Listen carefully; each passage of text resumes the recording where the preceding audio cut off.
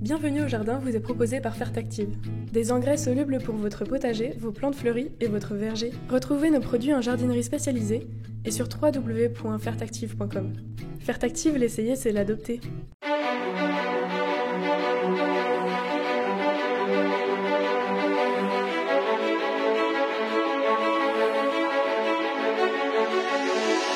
News Jardin TV vous propose Bienvenue au jardin, une émission 100% nature, animée par Patrick Mulan et Roland Motte.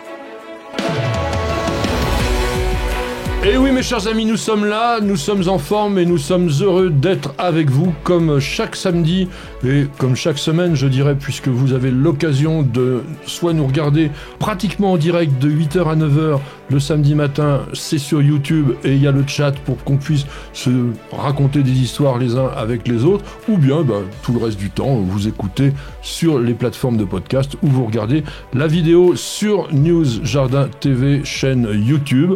Et vous nous voyez en chair et en os et on est très heureux de partager ces moments-là avec vous. Et quand je dis nous sommes heureux, c'est parce que j'ai à côté de moi Roland Motte, jardinier Vitel et puis animateur de première catégorie. Oui, mais voire deuxième des fois. Ah non, deuxième c'est moins bien. Ah bon, bah oui justement.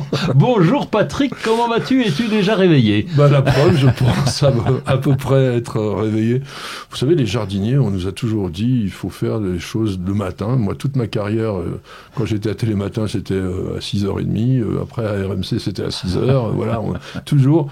Mais l'avenir est à ceux qui se lèvent tôt. Et merci de vous être levés avec nous. En tous les cas, aujourd'hui, nous sommes le 127e jour de l'année, à savoir le 7 mai, exactement, il ne faut pas l'oublier. Il nous en reste combien ? 238 avant de faire la fiesta au Nouvel An. La pop, je ne sais pas le faire, moi. En tous les cas, salut les taureaux, c'est votre 17e jour, et au niveau du calendrier républicain français, nous sommes le 18e jour du mois de Floréal. C'est vrai qu'au mois de mai, on a vraiment les fleurs. Et d'ailleurs, on disait souvent le joli mois de mai. Et ce 18e jour du mois de Floréal est le jour de quoi ? Eh bien, de la corbeille d'or, Aurinia saxatilis. Voilà, Aurinia, que l'on connaissait bien dans le temps sous le nom de Alyssum saxatile, mais c'est depuis un certain temps quand même classé dans le genre Aurinia, plante qui a été nommée en 1814 par un botaniste français pas très connu, Nicaise-Augustin Desvaux, mais c'est le fameux Linné qui avait dit Alyssum saxatile. Alors, on le respectait, mais à un moment donné, on s'est rendu compte que ça fonctionnait pas. Nous sommes dans quelle famille ?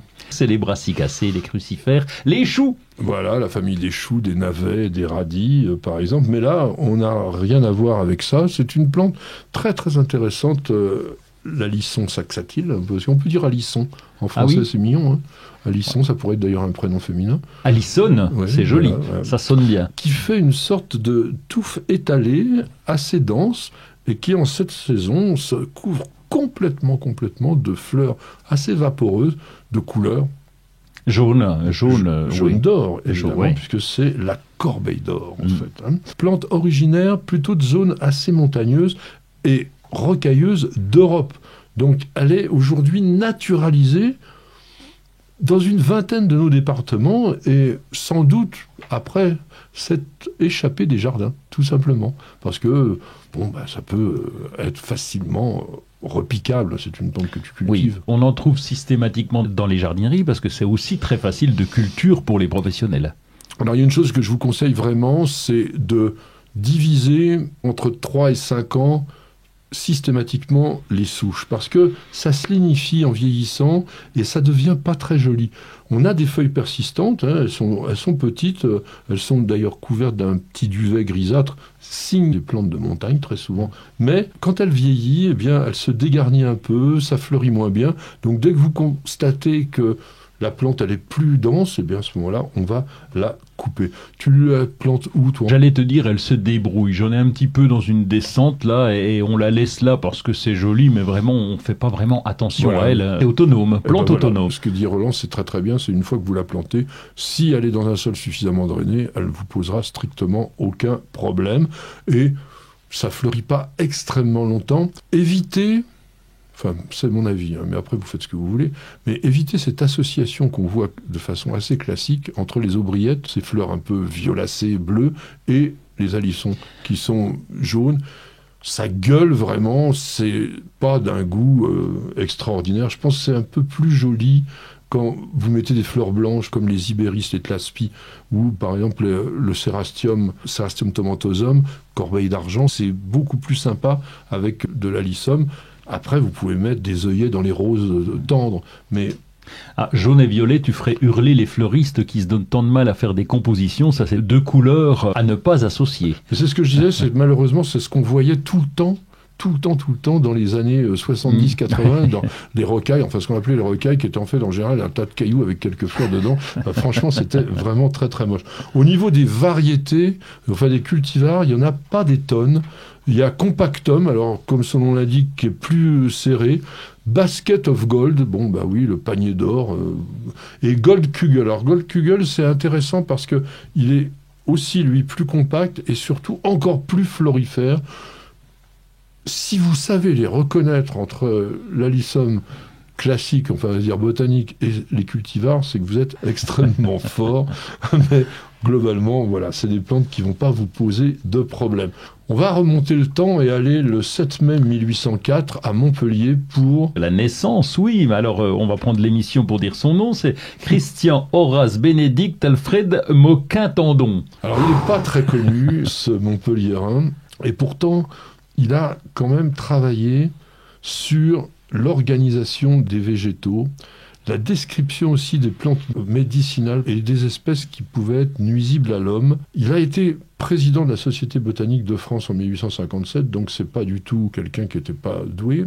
Il avait la langue bien pendue et il avait critiqué sérieusement, lorsqu'il avait été à Paris, un peu tous les grands pontes de l'époque, et je pense que ça l'avait pas aidé franchement dans sa carrière, mais il a quand même écrit des bouquins importants, et un politicien de l'époque, lors de son éloge funèbre, a écrit la chose suivante: certains esprits portent des fleurs, d'autres des fruits. Celui de monsieur Moquin-Tandon produisait avec une égale fécondité les fleurs de la littérature et les fruits de la science. Si on disait ça de moi lorsque je serais dans une boîte, je ne sais pas si j'entendrais, mais ça serait quand même pas mal. Et je crois que on pouvait donc lui donner un petit coup de chapeau. Je m'en occuperai. Je le note. Tu vas plagier. Oui. C'était monsieur Édouard Drouin de Lui qui avait dit ça. Aujourd'hui, on est à la Sainte-Gisèle, donc le 7 mai, qui était l'épouse de Saint-Étienne de Hongrie. Et qu'est-ce que l'on peut dire ? Eh bien, c'est aussi la Sainte Marie-Louise et Marie-Lou. Oui. Et donc, je te propose un dicton. Pour les haricots, on est encore dans les clous avec un semis le jour de Sainte-Marie-Lou. Ça veut dire qu'on peut encore semer aujourd'hui. En gros, pour éviter le dicton, t'as qu'à le faire encore en ce moment. Voilà. À la Sainte-Gisèle, dans le jardin, avec ardeur, les taupes ont muselle. Non, mais lui, il aime les taupes, donc il aime tout le monde. C'est un gentil. Moi, les taupes, on n'en a plus pour l'instant. Ça reviendra. Dès la Sainte-Gisèle, jardinier, tu peux faire du zèle. Oui, ça veut dire un peu comme en mai, fais ce qu'il te plaît.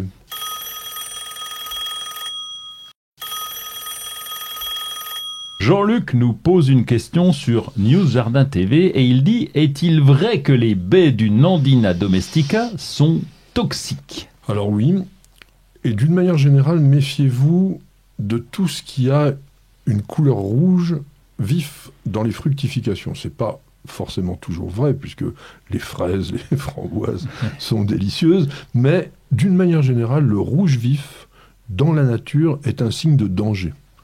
Même chez les animaux, parfois vous avez des chenilles toxiques qui vont avoir un point rouge, ou des serpents qui vont avoir une tache rouge, des trucs comme ça. Ça veut dire je suis dangereux. Et ces baies du Nandina domestica, qu'on appelle le bambou sacré, qui n'a rien à voir avec un bambou, qui est un très joli arbuste que je vous recommande de mille et une façons, parce que c'est vraiment la plante qui donne plaisir tout le temps.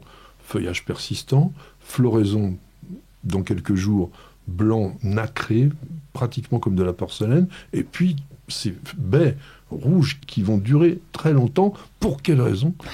Parce que justement elles sont toxiques. Personne ne les bouffe. Même les oiseaux, vous avez un intérêt décoratif du Nandina pendant tout l'hiver.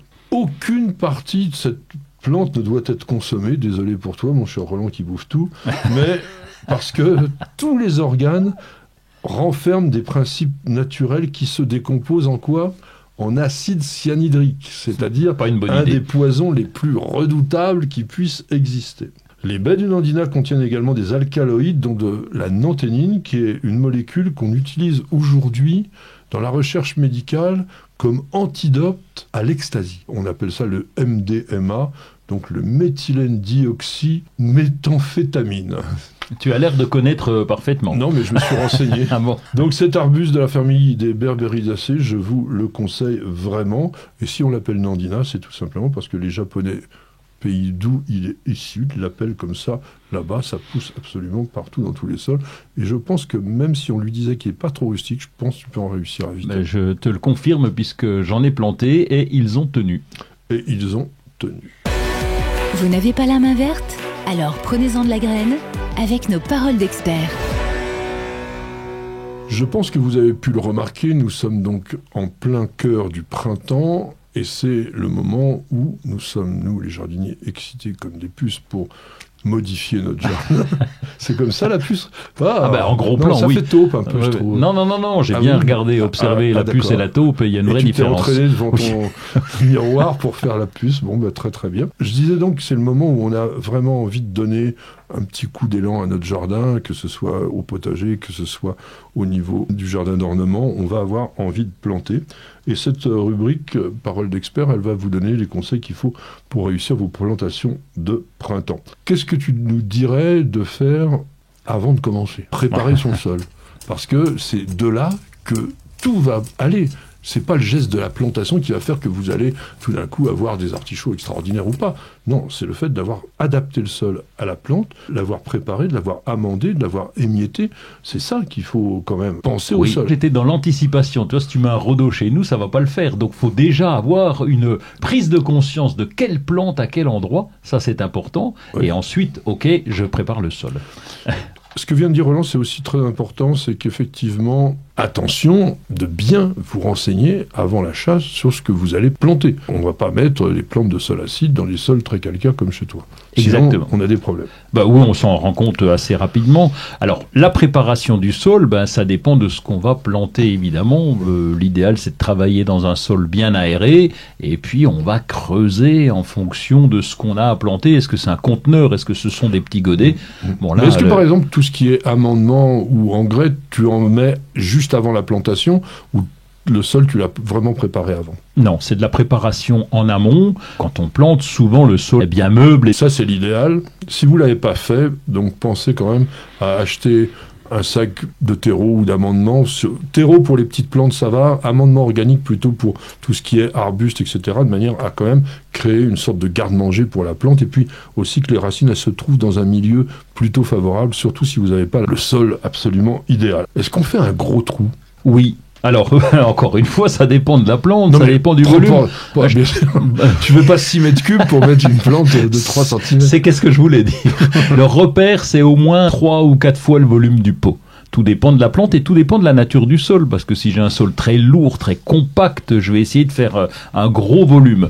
On a souvent cette erreur de dire je fais juste le volume parce que je suis un peu feignasse, juste le volume du pot, je pose dedans. Et là, t'as pratiquement rien. Et donc, c'est du béton d'un côté. Et faut pas oublier que la plante, elle a été cultivée dans un terreau très léger. Les racines se sont développées facilement. Elles vont arriver là dans un sol très compact. Donc, pourquoi est-ce qu'on fait un gros trou ? Tout simplement pour aérer la terre autour. Voilà, pour permettre aux racines toutes petites, toutes fines, qui vont se développer au moment de la reprise, de se trouver dans un milieu favorable. Je voulais justement parler de ce problème racinaire, parce qu'on voit aujourd'hui, quand on achète les plantes, elles sont dans des petits godets, souvent elles ont été cultivées dans ce qu'on appelle la subirrigation, c'est-à-dire qu'en fait, les pots étaient dans des endroits étanches dans lesquels on mettait de temps en temps de l'eau avec de la nourriture, et du coup elles développent énormément de racines dans leur godet. Et moi j'ai vraiment remarqué, même en faisant attention, parce qu'on dit toujours faut éplucher, etc., la reprise parfois se fait mal. En fin d'année, on a toujours les racines qui sont autour de la motte. Est-ce qu'on a quelque chose de mieux que ce que je disais avant pour pouvoir permettre aux plantes d'avoir leurs racines qui se développent. Ah ben c'est déjà décompacter la motte, ça, c'est ce que bien je fais, gratter, avec un sécateur, lacérer un petit peu la motte de façon à ouvrir les racines, ça c'est le plus important. Et si tu as préparé le sol avec un mélange avec du terreau, terre de plantation, si on arrose bien avec une cuvette, normalement ça tient. Ouais, mais il y a des déboires. Je vois parfois les mottes, elles restent comme elles étaient, et surtout parce qu'on voit aussi des plantes qui sont cultivées en tourbe, et là c'est pas commode. Oui, et déjà il y a un contrôle à faire discrètement dans la jardinerie, c'est de pouvoir sortir le pot pour voir si tu as un chignon ou pas. Ça dépend. Si c'est un gros arbuste, moi je fais toujours ça. Je vais regarder, tac tac, discret, je regarde, hop. Et s'il y a un gros chignon, ça veut dire que la plante est peut-être là depuis 2 ans, et je vais le laisser à mes amis, et moi je vais essayer d'en prendre une autre. Voilà, parce que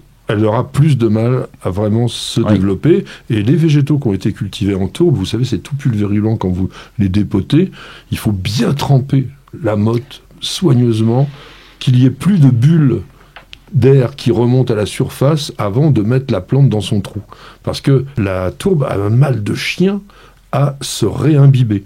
Et le pire, c'est que vous plantez ça directement dans un pot, après vous arrosez, et vous avez l'impression que la plante est imbibée, parce que l'eau va filtrer à travers le trou d'évacuation de l'eau. Alors vous dites, la plante, elle en a assez.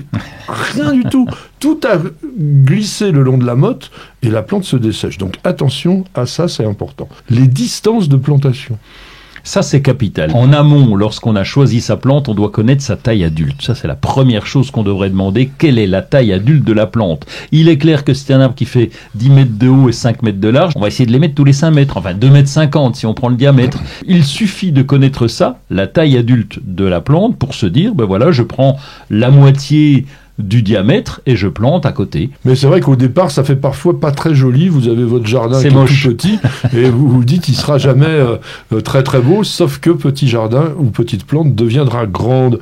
Profondeur de plantation, ça aussi je voudrais qu'on en dise 2 mots. Oui, parce que c'est un piège. C'est un piège, pourquoi? Parce qu'on fait un gros trou, on l'a dit, 5 fois le volume du pot quelquefois, donc tu te retrouves avec une profondeur importante. Le niveau des premières racines devrait être au niveau du sol. Pour ça qu'on met la bêche en travers sur le dessus. Ou jusqu'à 2-3 cm en dessous, ça peut le faire. Pas trop plus. Ça dépend si vous avez par exemple des plantes qui rejettent bien du pied. Tout ce qui est arbuste, par exemple, si vous l'enterrez un peu, ça a peu d'importance. Il y a des plantes qu'il faut enterrer beaucoup. Par exemple, les pivoines arbustives, on va les enterrer au moins de 10 cm de manière à ce qu'elles puissent s'affranchir. C'est-à-dire qu'en fait, au niveau de la greffe, ça puisse se raciner.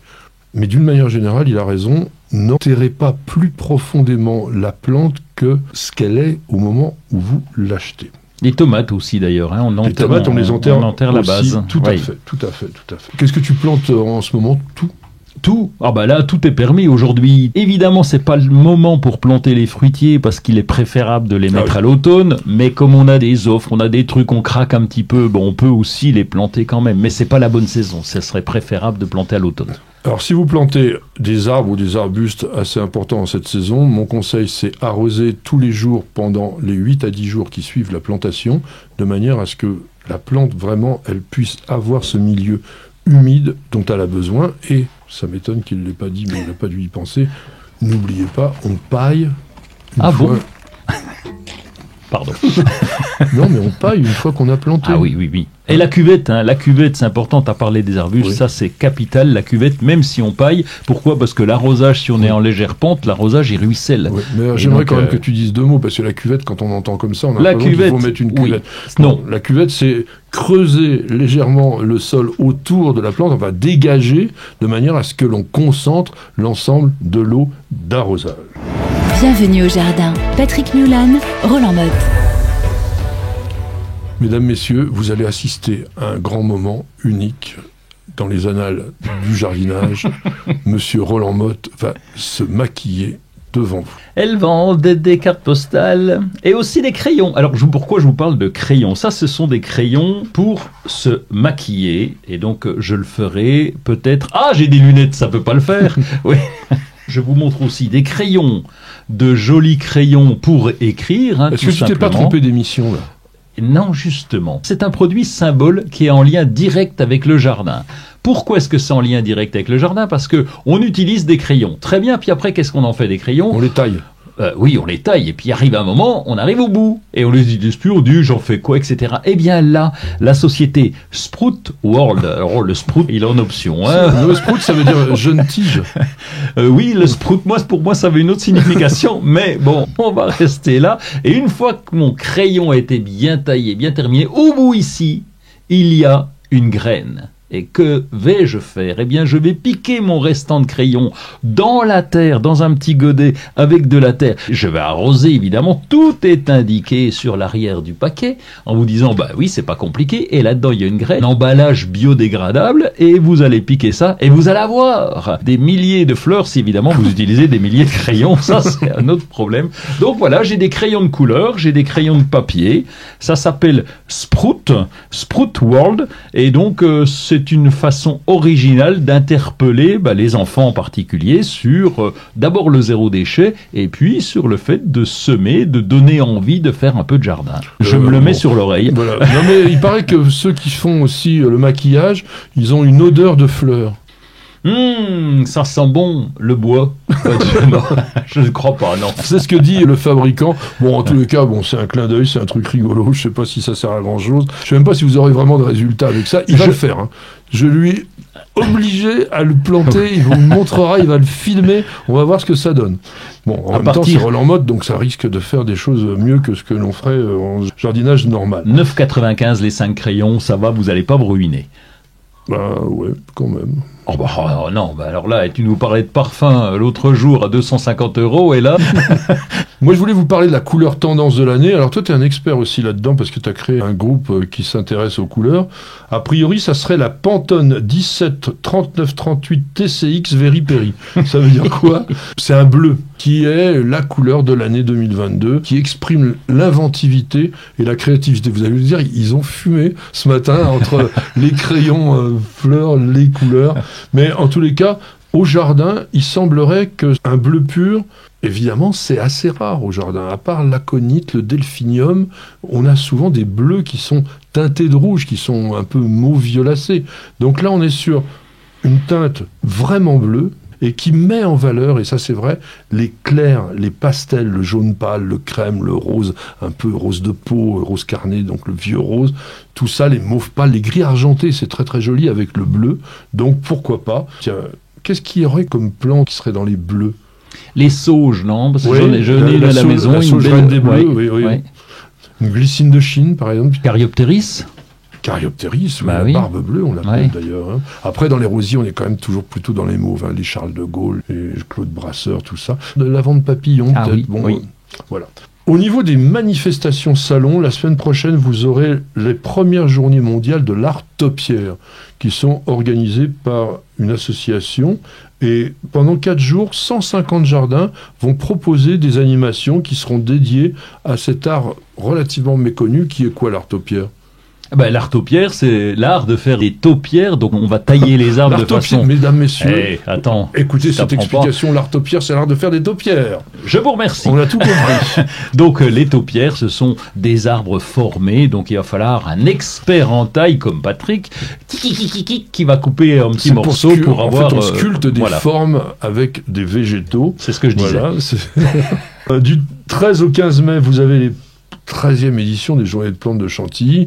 On ne peut pas les rater. Le thème cette année, c'est le respect de tout, le respect de la nature, le respect de la croissance, le respect de l'harmonie, le respect de tout ce que vous voulez. Peu importe même le thème, mais c'est l'endroit où il faut être, parce que c'est là, vous avez la concentration la plus importante de tous les pépiniéristes possibles et imaginable.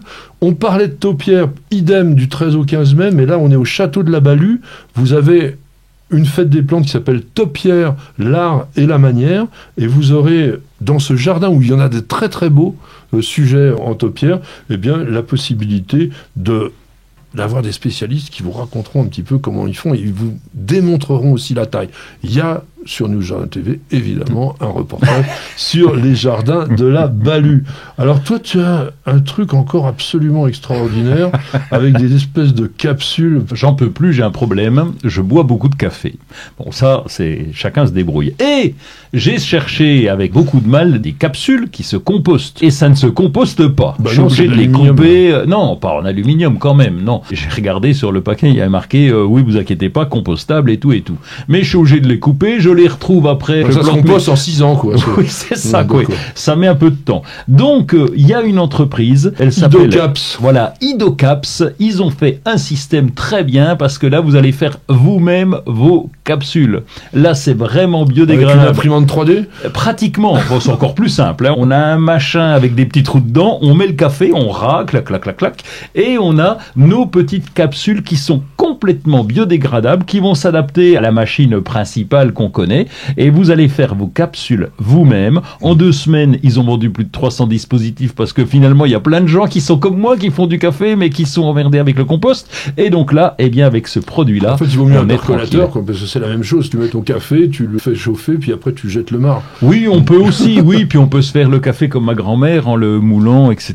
Bon, mais voilà, c'est une méthode qui est intéressante, il s'appelle Idocaps. Bon, moi, très rapidement, avant la publicité, pour vous dire que Stihl, la grande marque de motoculture, a décidé de remplacer le papier craft qu'elle mettait à l'intérieur de ses emballages par du foin. Ah. À la fois, c'est écologique, c'est pas cher, et je trouve que c'est une bonne idée. Bon, il y a plein de choses qui se font actuellement pour essayer d'éviter justement des choses qui se jettent. Bon, même si le craft, on peut aussi le composter, ça demande du temps.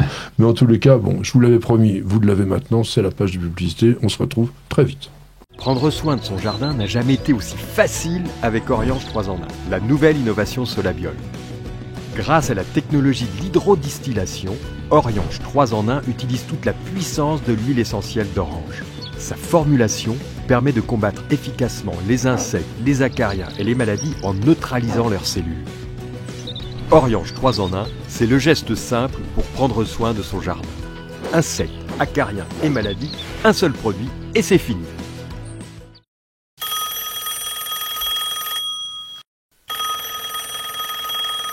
Nabil qui nous pose une question, est-ce que l'on peut greffer 3 variantes d'agrumes sur le même arbre? La question posée comme ça, la réponse est oui. La réponse, est-ce que c'est facile? Alors là, c'est non. Est-ce que ça donne des bons résultats? Peut-être, mais là, il faut être super crack au niveau à la fois de la multiplication et de la technique de jardinage. Pour quelle raison? C'est que à partir du moment où sur un même porte-greffe, vous allez mêler les variétés, il va y avoir une sorte de compétition qui va se créer entre eux, et généralement, vous en avez toujours une qui prend le pas sur les autres. Donc, il faut déjà trouver, si possible, des variétés dont la vigueur, le développement est assez similaire. Et ensuite, il va falloir jouer du sécateur de façon extrêmement habile, Nabil, Oui. pour pouvoir équilibrer tout cela. Donc, Oui. c'est pas du tout évident.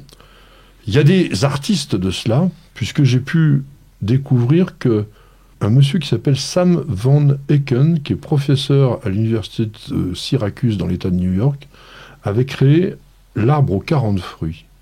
Il a greffé 40 variétés de fruits à noyaux sur le même porte-greffe. J'ai vu dans les agrumes 6 ou 7 variétés greffées sur certains arbres. C'est extrêmement difficile. Il faut faire de la greffe de bourgeons. On ne fait pas de la greffe enfant parce que l'arbre il serait vraiment dans des difficultés pour reprendre. Il faut juste greffer un petit bourgeon. Enfin, c'est difficile et généralement, ça donne pas de bons résultats. C'est simplement une curiosité. Je sais pas, t'as tenté ce truc-là. On avait ça sur les pommiers auparavant, où il y a des marques qui proposaient en disant, voilà, vous avez 3 variétés, mais il y a un déséquilibre, comme tu le dis, à peu près chaque fois. Donc méfiez-vous avec ça. Bon, c'est anecdotique, mais ça peut le faire. Ça sera rigolo. Vous cherchez la petite bête? Toutes les réponses dans le dossier de Bienvenue au Jardin. La reine des fleurs, vous la connaissez, c'est la rose. Les premières vont commencer à s'épanouir, là, selon les régions, il y en a peut-être déjà qui sont même en fleurs. Et je voulais qu'on vous fasse un focus particulier aujourd'hui sur la rose de France. Cocorico, la rose tricolore, la rose de Provins, la rose gallique, le Rosa gallica, qui est à l'origine quasiment de la plupart des hybrides de roses anciennes. C'est le rosier qui a été cultivé le plus anciennement dans nos jardins. Tu sais depuis quand on cultive des roses ? 2000 ans. Non ? Avant Jésus-Christ. Avant Jésus-Christ, oui. Ça fait 2000 ans, donc ça fait 4000. Ben voilà, ça fait 4000, oui, si je compte déjà bien. pas mal.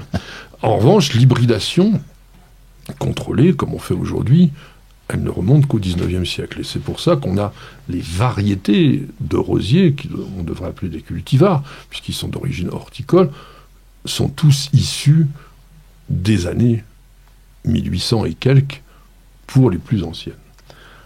Dans les rosiers Gallica, qu'est-ce qu'ils ont comme particularité ? C'est de la rose un petit peu simple, non, quand même ? C'est pas une rose aussi sophistiquée que celle qu'on trouve aujourd'hui. Exactement. Sur la rose gallique de base, c'est-à-dire le Rosa gallica botanique, comme on dit. En revanche, on a obtenu des variétés extrêmement intéressantes. Et quel était leur intérêt principal de ces roses galliques ? C'était le parfum. Ah oui, c'est vrai que c'est parfumé, oui. On va commencer par présenter dans ce groupe des roses galliques, et vous verrez qu'il n'y a pas que des roses à fleurs simples, parce qu'après, l'homme est arrivé là-dessus. Oui, je sais qu'il n'aime pas les hommes. Moi, j'aime bien les jardiniers qui font des belles choses. La rose des apothicaires, Rosa gallica variété officinalis, d'ailleurs qui est très connue parce que c'est la rose rouge de Lancastre. Je ne sais pas si tu te rappelles cette histoire de la guerre des deux roses. Il y avait la rose de York, qui était blanche, et la rose de Lancastre, qui était rouge, et qui était les armoiries de deux familles qui se sont battues comme des chiffonniers à l'époque du Moyen-Âge, jusqu'à ce que, alors je ne sais pas qui était la fille et qui était le garçon, mais Ils se sont mariés ? de chaque famille, il y en avait un de chaque famille, ils se sont mariés. Ah. Et du coup, ça a été la rose un petit peu de la réconciliation. Et ils ont eu des bébés roses. Voilà, ils ont eu peut-être des bébés roses. On était à l'époque des croisades, ça a commencé à cette époque-là, où on a commencé donc à apprécier la qualité médicinale. Je ne sais pas trop à quoi ça sert, franchement, au niveau médicinal, la rose gallique. On peut se faire des tisanes de cynorhodon. Ça... Des confitures, mais... Non, bon, mais confitures, c'est pour le c'est pas plaisir médicinal, oui, c'est ça. Donc, plantes qui ont quand même un développement relativement important, ça fait un bon mètre, feuilles rugueuses, ça c'est particulier, pas autant que rugosa, mais quand même rugueuse, vert foncé. Alors il n'y a que 3 à 7 folioles, comme les rosiers modernes, presque arrondies, et les fleurs en coupe, de 5 à 8 cm de diamètre, là elles sont semi-doubles, et elles sont très très très odorantes, elles sont rouges rosées, et elles sont plutôt solitaires, elles sont réparties partout, et il y a ces fameux cynorhodon, donc les fructifications de rosiers rouge orangé. Une qui est très connue, c'est Rosa gallica versicolore. Ça te dit quelque chose ? Oui, on l'appelle aussi Rosamundi. C'était une plante qui était connue depuis le XVIe siècle et elle a été beaucoup peinte. Pourquoi ? Parce que ces fleurs semi-doubles, elles sont rose clair striées de pourpre. C'était une des premières panachées. D'ailleurs, il y en a une qui s'appelle aussi Gros Provins panaché. Ah oui, Gros Provins, oui, elle est connue celle-là. Qui est assez similaire et très très bon parfum. Vraiment, plante qui vous prend aux tripes. Et quand on continue la chronologie, on est au XVIIIe siècle et apparaît à ce moment-là Charles de Mills.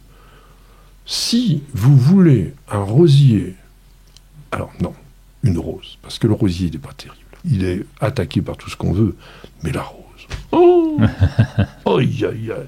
Exactement la rose ancienne telle qu'on l'imagine, très double, en quartier, avec des grosses fleurs, ça peut faire 12 cm, et avec une couleur qui n'est pas aussi intense que Cardinal de Richelieu, mais qui est quand même un peu comme ça. C'est pourpre cramoisi, lit de vin violacé. Et quand vous avez des roses de cette couleur-là, alors là, on n'est pas dans le parfum agréable, on est dans le parfum enivrant, dans le parfum époustouflant. C'est extraordinaire. C'est un gros rosier, parce qu'il dépasse 1,50 m, quand il est en forme. En revanche, systématiquement, là je suis désolé pour Roland, mais il faut le traiter, parce que si vous... Non, c'est impossible. Ouais. C'est impossible de... T'as pas de rose autrement, quoi. Mais non, on n'a rien. Oïdium et tache noire, il est complètement abîmé. Conseil quand même pour ce type de plante fragile, on le met dans un endroit dégagé. Il faut que ça puisse être aéré, alors pas en plein courant d'air, parce qu'à ce moment-là, il ne fleurit pas, mais il faut que ça soit bien aéré. Donc dans un massif, on ne le serre pas, parce que si l'humidité se concentre sur ses feuilles lorsqu'il pleut, etc., là, il est malade systématiquement. T'es en train de nous dire qu'il ne faut pas le planter au jardin, quoi. Hein?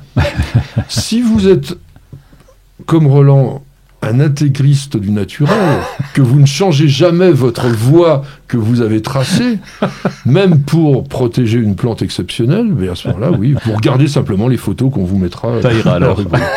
Il y a beaucoup d'autres galliques, il y a même des livres entiers là-dessus. Il y en a un quand même, je vous l'ai évoqué, Cardinal de Richelieu, il est apparu pratiquement une centaine d'années plus tard que Charles de Mills. C'était curieusement un rosier qui a été créé en Hollande, mais il est encore moins solide que Charles de Mills.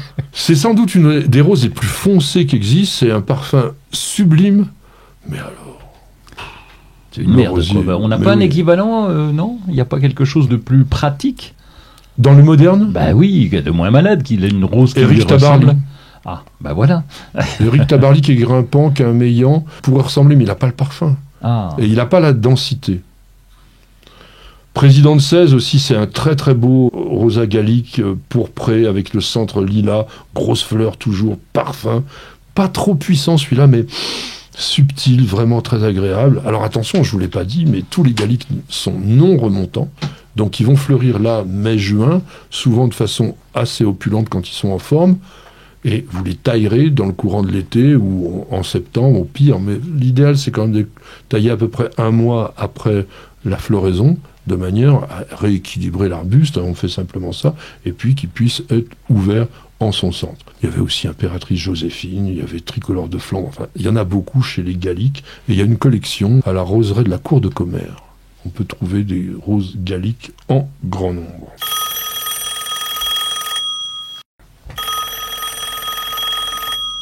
C'est Atomic Joe qui nous pose une question sur New Jardin TV. Ça serait sympa qu'un jour, quand même, vous parliez de la Lycoris radiata, une très belle fleur originaire du Japon. Une plante bulbeuse, très peu répandue en France pour une raison de base. Ça gèle? Oui. Ah oui. Ça gèle, on l'appelle amaryllis du Japon, on l'appelle aussi lys araignée rouge. Et là, vous avez tout de suite déjà une certaine idée. Ça va faire une très très jolie fleur rouge. On est dans la famille des amaryllidacées. On a quoi dans les amaryllidacées? Les amaryllis. Oui, hein, bravo. alors, mais on a surtout les narcisses, par exemple, Oui. on connaît peut-être un peu mieux. On a aussi tout ce qui est personnage, par exemple. Quand j'ai vu des photos, la fleur est Ah, merveilleuse. de Lycoris radiata. Ah oui. C'est beau. Contrairement à ce que nous a dit notre auditeur, c'est pas une plante originaire du Japon, c'est une plante d'origine chinoise. Mais elle est arrivée au Japon il y a très longtemps et elle a été adorée. Et elle est toujours adorée au Japon. Avec cette chance qu'ils ont eue, c'est que dans le sud du pays, il fait doux et elle s'y est naturalisée. Et alors ça, je voudrais voir ça un jour dans ma vie. Elle prospère autour des rizières, au bord des cours d'eau, etc. Donc on doit pouvoir voir des spectacles absolument sublimes. C'est à la fin de l'été, parce que c'est une plante qui fleurit en fin de saison, un peu comme l'amaryllis belladonna, et qui a donc des fleurs caractérisées par ces longues étamines recourbées vers le haut, et une floraison qui dure environ 2 à 3 semaines quand même. Ce qu'il faut savoir, c'est que la plupart du temps, les feuilles de ces plantes n'apparaissent qu'après la floraison. Pendant longtemps, la plante elle ressemble à rien, et elles vont rester pendant tout l'hiver, et c'est là le problème que l'on a. C'est que la végétation est décalée avec cette floraison automnale, développement du feuillage en hiver, et à la fin du printemps, ploum, la plante rentre en dormance. Donc la mettre dans ces conditions-là, dans nos régions, c'est quand même assez compliqué. Mais en Méditerranée, ça pourrait le faire? Alors en Méditerranée, ça pourrait le faire, mais il faut faire attention, la rusticité, elle est donnée à moins 5 degrés, ce qui veut dire plutôt 0. En Méditerranée, oui, mais dans un endroit où il ne gèle jamais. Il y en a, hein, oui. Il y en a. Mais donc vraiment faire très très attention, parce que quand on dit moins 5 degrés, c'est moins 5 degrés pendant de très très courtes périodes. Il faut un été sec, ça c'est vrai, la Méditerranée ça marche bien. Vraiment un sol humifère et une lumière plutôt tamisée, avec du soleil pendant pratiquement 6 heures par jour minimum. Donc, climat effectivement méditerranéen, peut-être même mais les étés sont parfois humides sur la façade atlantique, dans certaines zones assez douces, comme on a dans notre pays. Sinon, vous allez planter le bulbe, comme on fait avec une amaryllis, et puis après, on va avoir cette végétation. 3 à 5 cm de profondeur maximum, sinon vous aurez des feuilles et vous n'aurez pas de fleurs. C'est une plante qui n'aime pas beaucoup être dérangée non plus, parce que son bulbe, une fois qu'il est installé, il est plutôt casanier. Maintenant que je vous ai raconté tout ça, qu'on est parti au Japon, en Chine, etc., on prend 3-4 secondes de tranquillité, on écoute un petit message de publicité et on revient tout de suite. Plantez, plantez encore. Gardez le rythme. Allez-y, vous êtes doués. Mettre les mains dans la terre. Nourrir, partager, faire grandir. Surprenez-vous. Fertiligène, révélez votre nature. Bienvenue au jardin. Patrick Mulan, Roland Motte. Mon cher Roland, je sais que tu es un adepte du jardinage actif et efficace. Que vas-tu faire la semaine prochaine dans le jardin? Ça maintient en forme. Je vais être plutôt ornement là. On a une période intermédiaire. La semaine prochaine, on va planter tout ce qui va arriver de partout. Là, j'attends encore. Je suis prudent. Et donc là, petit tour dans les rosiers, justement. Mais les beaux, les vrais, ceux qui tiennent debout sans maladie. Et jetez un petit coup d'œil parce que les pucerons commencent à arriver. On peut avoir de quelques premiers rejets qui dépassent. Donc un petit coup de taille. Et puis, les photos pour Instagram parce que les premières fleurs, ça c'est toujours quelque chose d'émotionnellement fort. Oui, oui. Au niveau rosier, pucerons, on peut aussi mettre un petit bon coup de jet d'eau pour les faire tomber. Oui, on peut aussi accrocher quelques coccinelles, des petits sachets de coccinelles. T'as jamais fait ça? Si, bien sûr, les coccinelles. Alors, on a les coccinelles qui se mettent au pied carrément. C'est des petites boîtes, mais quand tu les ouvres, et puis elles vont se débrouiller toutes seules. Donc, moi, j'ai vu des sachets en papier craft, on les ouvre et puis on les accroche. Et puis la coccinelle, elle sort vite fait. Hein. Bon, faut pas avoir de fourmis parce qu'il y a la guerre quand même. Il y a la guerre, enfin, la coccinelle... Oui, ça dépend des fourmis. Elle est moins nombreuse que les fourmis, c'est ça. Dans ce qu'il vous dit sur les rosiers, c'est quand même très important, puisqu'on a vu précédemment dans la rubrique sur les roses galliques que beaucoup sont très très fragiles par rapport aux maladies, mais l'intérêt, si vous voulez un jardin naturel, c'est de sélectionner les variétés qui sont réputées, et notamment celles qui ont un label ADR. Oui. Alors, je vous donne pas la traduction. Allgemein Deutsch Rosenhäuten-Promfunge. Autre chose? Là, franchement. Tu iras contrôler quand même si c'est vrai. Globalement, c'est un truc comme ça. Donc, ce sont des rosiers qui sont mis dans des conditions difficiles de culture, jamais ni fertilisés, ni traités, ni rien, pendant 3 années. Oui. Et qui ensuite donc sont regardés, enfin même pas ensuite, pendant toute la période, notés par des experts.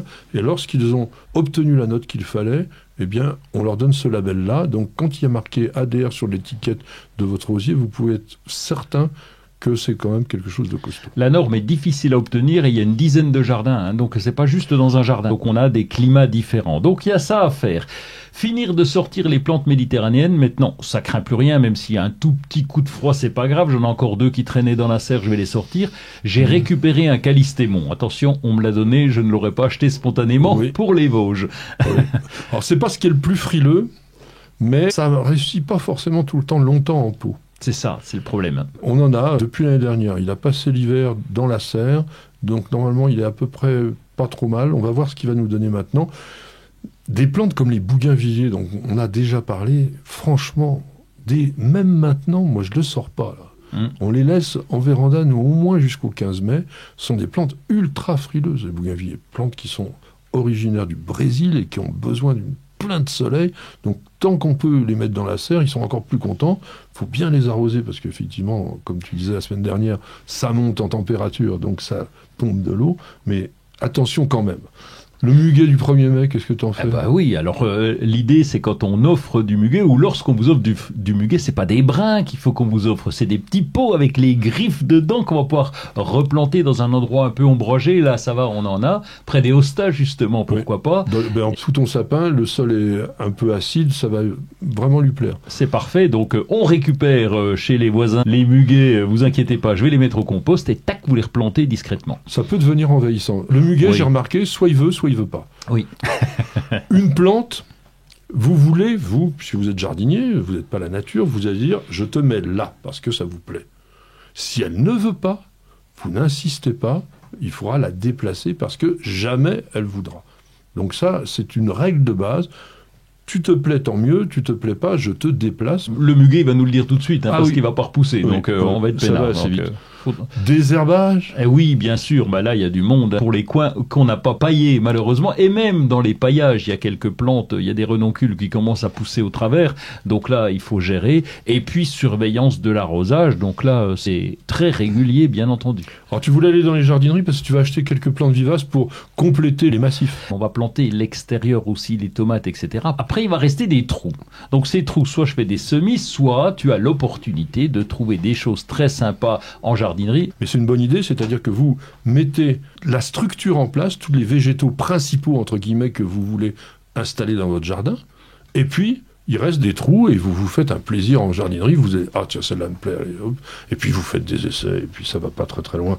Bon, c'est quand même le moment de planter les condimentaires, même les basiliques qui sont quand même très frileux. Alors, un truc sur le basilic, on ne les arrose pas comme des furieux. Même si c'est marqué souvent dans la littérature que le basilic doit être dans un milieu humide, je peux vous dire par expérience que c'est la meilleure façon de le faire crever. Il noircit tout de suite. Nous, on lui donnait peu d'eau, on attendait qu'il y ait des ridules sur les feuilles. Ça veut dire que la feuille commence à vous dire « j'ai soif ». Et là, on arrosait. On a eu un basilic formidable. Chaque fois qu'on n'a pas fait ça, on l'a fait crever. Donc c'est aussi le moment de faire les gros travaux dans le jardin. Vous pouvez poser des dallages, faire des murets, des escaliers. On profite du beau temps pour tout ça. On peut aussi réparer les gazons qui sont pelés. Au gazon, on fait un bon truc. Passez le rouleau une fois que vous avez passé la tondeuse, vous allez voir. Le gazon, il sera beaucoup plus beau.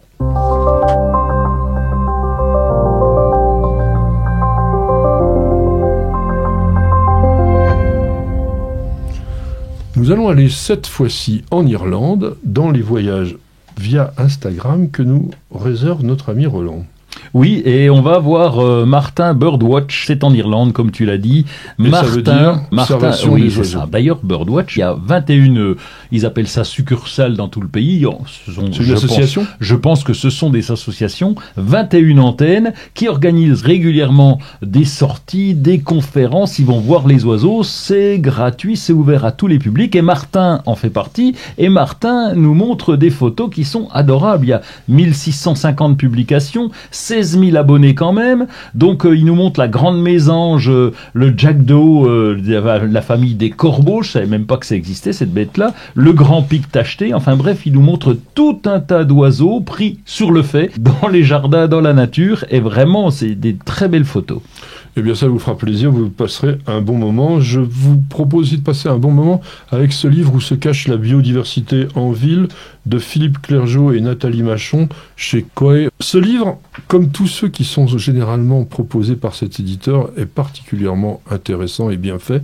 Il y a 90 questions sur comment comprendre la nature dans le milieu urbain, parce que aujourd'hui, on essaye de plus en plus de faire venir la nature en ville et de l'adapter et de composer des quartiers qui vont complètement changer grâce justement à la présence végétale, mais aussi à la présence des animaux. Ce livre est peut-être pas destiné directement à du public d'amateurs, même s'il est très intéressant en soi.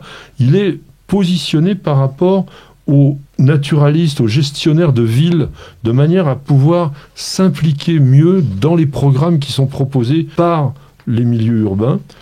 On vous explique quand même les bénéfices des espaces naturels, ce que vous apporte par exemple la végétation au niveau du contrôle thermique, simplement l'abaissement de la température par l'évapotranspiration, l'épuration de l'air, l'épuration de l'eau et du sol. Donc voilà, tout ça c'est là-dedans, c'est dense, il y a quelques illustrations quand même pas mal sympathiques, c'est très bien fait puisque ce sont des questions et des réponses, donc vous pouvez en prendre, picorer des petits morceaux. Ça s'appelle « Où se cache la biodiversité en ville ?» Ça vaut 19 €. C'est pas trop cher pour un petit livre qui est vraiment très très très intéressant. Alors là, on va parler curieusement d'un livre sur un sujet qui n'est pas tellement traité par la littérature horticole. Des racines et des bulbes, parler des plantes à racines, parler des plantes bulbeuses, des plantes à tubercules. C'est Blaise Leclerc on va dire, un des auteurs vedettes de Terre Vivante qui vous propose ce livre et qui vous amène essentiellement dans le potager. Il n'y a vraiment pas de choses sur les fleurs, alors qu'on aurait pu faire une encyclopédie énorme avec tout ce qui est bulbes, tubercules, etc. Mais il essaye de vous mettre l'eau à la bouche, entre guillemets, avec les panais, les patates douces, les scorsonnaires, des légumes que l'on cultive pas toujours, les choux raves, par exemple, tous les vrais bulbes, les oignons, les échalotes, même le poireau, qui est de la même famille. Donc tout ça, vous avez des conseils de culture, et bien vous le voyez quand on feuillette le livre, c'est clair, semis, arrosage, récolte, stockage, etc. Les photos sont plutôt bien faites, le livre vaut pas cher, il vaut 15 €. Je vous le conseille si vous voulez vous intéresser à ces cultures-là, de façon naturelle en plus, mon cher Roland, puisque c'est Terre Vivante qui a édité ça.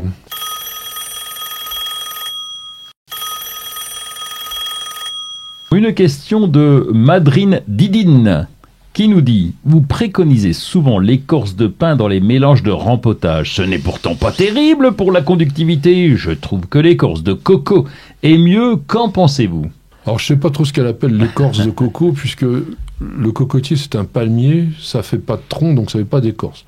Donc on arrive à avoir des morceaux de ce type de cocotier. Là, c'est simplement pour avoir l'air malin que je lui dis ça. Je vois pas pourquoi il y a ce problème au niveau de l'écorce de pin. Ça va très très bien dans les mélanges de rempotage des plantes un petit peu épiphytes, comme les anthuriums, même les orchidées. On prend des écorces de pin en les coupant très finement, de façon à obtenir quelque chose qui soit donc acide, totalement drainant, et qui ne se décompose pas trop rapidement. Ça se décompose, mais pas trop vite, et ça c'est quand même bien. Alors, elle nous parle de conductivité. Ça veut dire quoi ?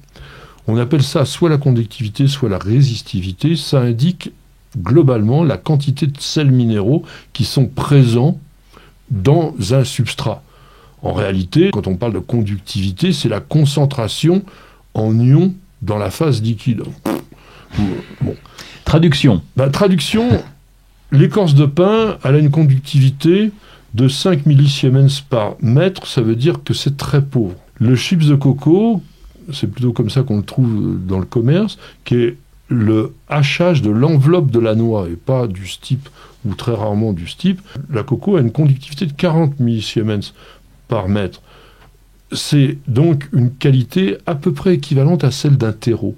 C'est plus riche, c'est plus nutritif, on va dire, mais en matière de coco, je me méfierais, parce que souvent, les noix de coco, avant d'être utilisées, elles sont stockées dans des eaux saumâtres, et cette quantité de sel que vous avez avec le chiffre de la conductivité peut peut-être indiquer du sel de mer, qui lui est totalement toxique pour les plantes. Donc, je me méfierais un petit peu. La chips de coco retient mieux l'eau, c'est fait plus de l'éponge que l'écorce de pin, beaucoup plus, puisque on est sur 600 ml par litre de rétention en eau sur le chips de coco, on est à 150 ml sur l'écorce de pin, mais c'est plutôt un avantage, je dirais, pour l'écorce de pin, parce que d'une manière générale, le jardinier amateur, il a tendance à trop arroser ses plantes d'intérieur.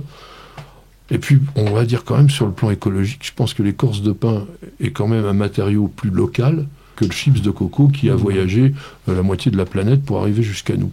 Donc moi, je vois pas pourquoi on ne mettrait pas d'écorce de pin dans le rempotage.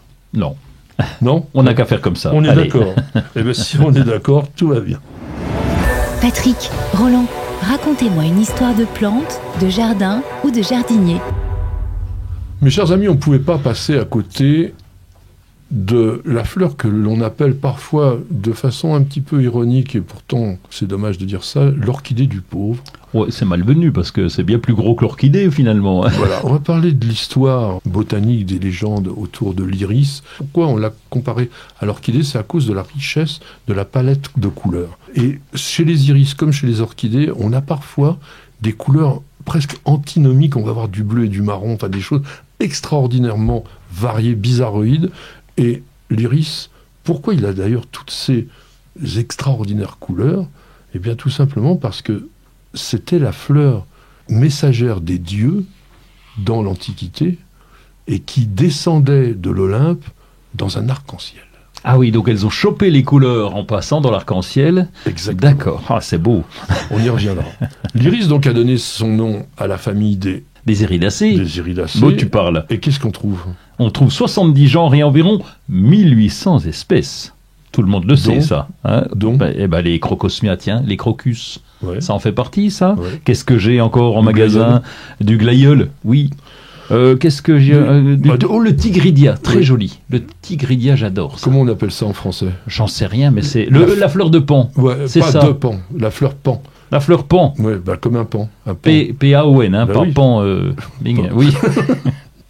Sparaxis, morea, diorama, la canne à pêche des anges. Oh, c'est joli par Oui, contre. hein, Ouais. c'est beau. Hein. Le frisia, bon voilà, donc ça c'est des iridacées. L'iris des jardins, qu'on appelle Iris germanica en botanique, n'est pas originaire d'Allemagne, il est originaire de Syrie. Mais il a été introduit au Moyen-Âge et c'était la fleur symbole du Saint-Empire romain germanique. Et aujourd'hui, donc, on l'appelle Iris germanica. Sachez qu'on n'utilise que des hybrides, on ne connaît plus du tout la plante d'origine. Et il y a toutes les couleurs, sauf une, chez les iris. Qu'est-ce qu'on n'a pas? On n'a pas de bleu, peut-être? Ah, si. Si, on a le bleu, oui. Bleu. Bon, oui, ça y est, maintenant je m'en souviens. Qu'est-ce qu'on n'a pas? On n'a pas le rouge. Pas le rouge géranium. On a des rouges bruns. Oui. On a des orangés ou des roses foncés. Mais le rouge, comme on dit le rouge géranium, le rouge fraise, on ne l'a pas. Plantes qui fleurissent à partir de maintenant, voire parfois dernier moment d'avril, et pour certaines variétés vont s'épanouir vers le 10 juin. Donc si vous choisissez bien votre mélange d'iris, vous pouvez avoir pendant plus d'un mois et demi presque, vraiment des fleurs. On va revenir sur l'histoire, puisque les anciens Égyptiens ornaient la tête des sphinx, le front, avec des iris qui étaient associés à Horus, le dieu faucon, qui était l'une de leurs plus anciennes divinités et qui symbolisait le soleil du matin et du soir. Les couleurs vives et les variétés de fleurs, c'était devenu aussi l'idée de l'arc-en-ciel déjà donc chez les anciens Égyptiens. Dans la mythologie, Iris, qui était une vierge aux ailes d'or, était la messagère des dieux et, comme je vous l'ai dit, elle descendait de l'Olympe en se faisant annoncer par un arc-en-ciel et on disait que c'était l'écharpe d'Iris. Elle est devenue, Iris, la favorite de Junon, la déesse de la femme et du mariage, parce qu'elle était la messagère des bonnes nouvelles. Ah oui. Et ça fait du bien, les bonnes nouvelles, de temps en temps. Et donc, en récompense de ses services, on dit qu'elle a été changée en arc-en-ciel, parce que c'est le symbole du retour du beau temps, le retour des beaux jours. On extrayait, à l'époque, une huile destinée à supprimer les odeurs de transpiration. Je pense qu'on le distillait déjà du rhizome à cette époque-là. On en a parlé dans une émission précédente.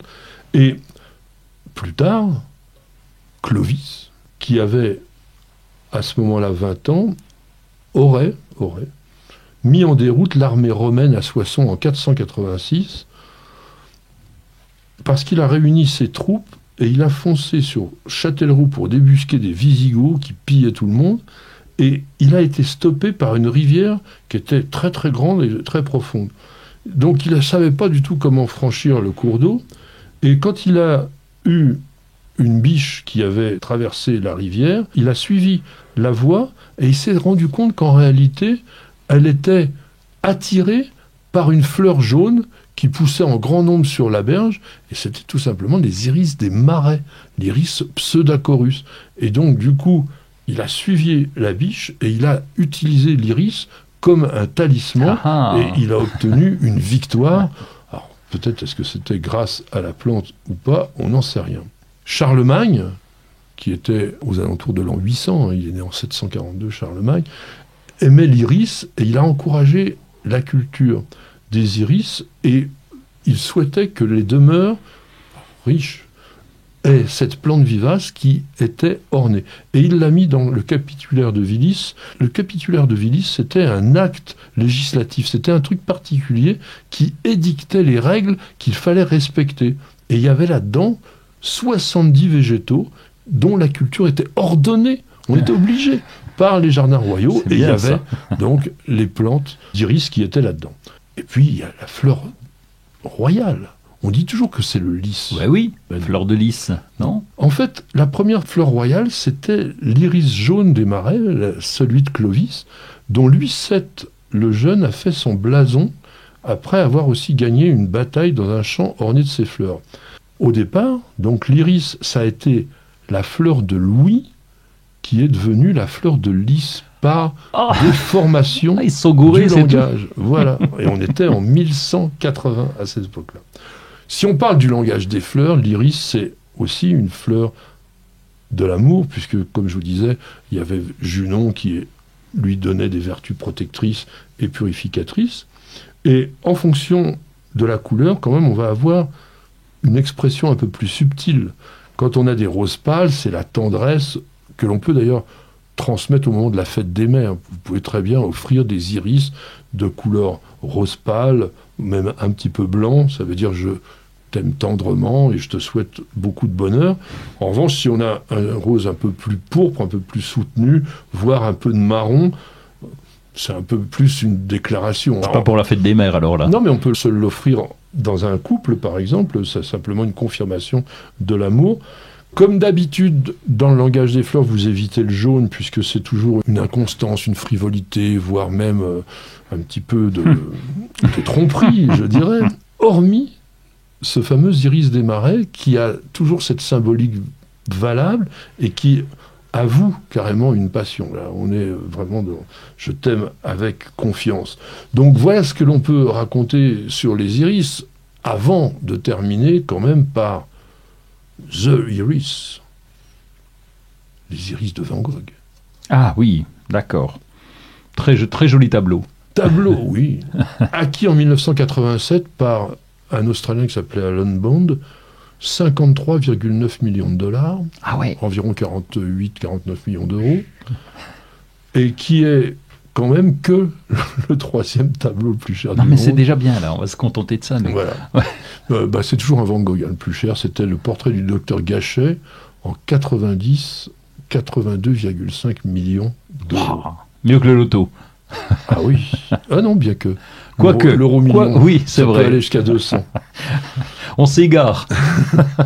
Et on terminera en disant que Iris est un très très joli prénom qui peut être, pour une jeune femme, fêté le 5 octobre. Le 5 octobre, c'est le jour de la Sainte Fleur.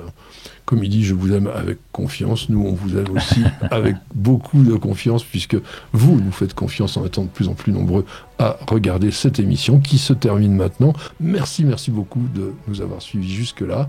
On vous souhaite très très bon week-end, très bonne semaine, bon jardinage, c'est vraiment la grande période. On avait toute l'équipe autour de nous, il y avait Stéphane aux manettes, il y avait notre ami Miguel là, qui continue à regarder son écran pour être sûr que tout est bien cadré. Nicole qui surveille tout le monde parce qu'elle c'est l'organisatrice de tout ce monde-là. Roland était là, on te retrouve partout. Bah oui, partout, oui, surtout là. Partout, surtout là, mais allez voir ses photos sur Instagram, c'est toujours sympa. Il y a celle de Nicole aussi, de plus en plus nombreuses aussi sur Instagram. Et puis Perlinette, notre petit bébé Westy là, qui est là et qui est notre mascotte et qui vous dit aussi salut. Et avec Roland, on vous dit bienvenue au jardin.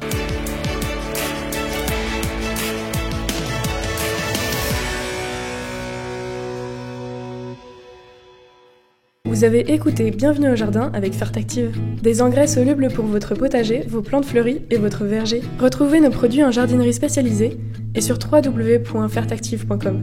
Fertactive, l'essayer, c'est l'adopter.